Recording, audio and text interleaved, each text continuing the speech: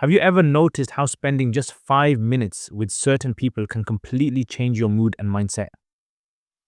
There's actually teachings in our religion that explain exactly why this happens, and it's more relevant than ever in our age of digital influence.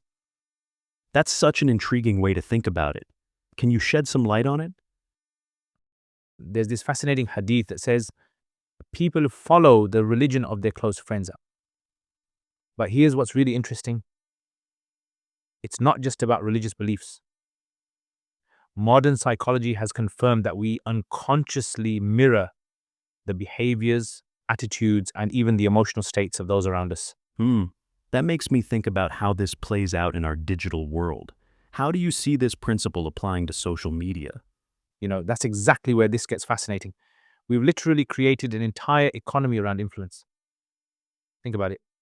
We have people called influencers who can shape the purchasing decisions, lifestyle choices, and even beliefs of millions of people they've never met. That's true when you put it that way. Are there any specific patterns to how this influence works? Actually, yes, and this is where the wisdom of the hadith really shines. The scholars identified three main channels of influence. Now, first, there's character transmission, like emotional contagions. Second, there's thought patterns, how we process and interpret the world. And third, there's behavioral style, the subtle ways we carry ourselves and interact with others. So, how do we protect ourselves from negative influences while staying connected in today's world? There's this brilliant analogy in another hadith that compares it to spending time with either a perfume seller or a blacksmith.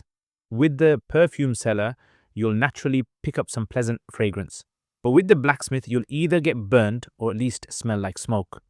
The key is being intentional about our exposure.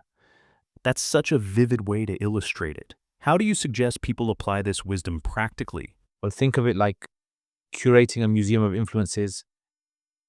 Every social media account you follow, every podcast you listen to, every YouTube channel you subscribe to, they're all exhibits in your personal museum. The question is, are these exhibits making your life richer or slowly eroding your values? That's a powerful metaphor. What about the argument that we should expose ourselves to diverse viewpoints? That's where balance comes in. The goal isn't to create an echo chamber, it's about being mindful of the proportion and intensity of different influences. Think of it like nutrition. You want a varied diet, but you also need to be careful about toxins. How do you recommend people start making changes if they realize their current influences aren't serving them well? Start with what I call the 5-5-5 audit. Look at your 5 most watched content creators, your 5 closest friends, and your 5 most common activities. For each one, ask, is this making me more or less aligned with who I want to become? Then make small, strategic adjustments. That seems like a really practical approach. Any final thoughts on navigating influence in our modern world? Here's what I find most compelling. While the technology has changed dramatically, the fundamental principles of human influence haven't. Whether it's through TikTok or face to face interaction, we're still shaped by the company we keep. The key is being proactive about choosing that company, whether it's digital or physical. That really brings it full circle to the original point, doesn't it? Exactly.